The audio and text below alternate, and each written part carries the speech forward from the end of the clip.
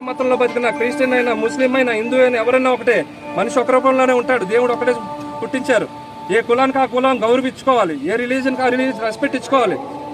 ఏ కులంలో ఉన్నా ఏ రిలీజన్లో ఉన్నా మనం ఆ రిలీజన్కి ఆ సాంప్రదాయాన్ని పాటించాలి, ఆ సనాతన ధర్మాన్ని పాటించాలి. కావున అందరూ కూడా ఈ అఖండ దీపాన్ని ఆశీర్వదించి అందరూ కూడా అఖండ దీపం వెలిగించాల్సిందిగా కోరుతున్నాను. దర్శించి ఈ యొక్క ప్రచారం చేసుకోవాలని చెప్పి సెలవు తీసుకుంటున్నాను. ఓం నమో వెంకటేశ్వర. 3 రోజుల నుంచి చేస్తున్నాం స్వామి. పిఠాపురంలో మొదలైంది, పెద్దాపురం మీదుగా నిన్న రాత్రి రాజమండ్రి చేరుకోవడం జరిగింది.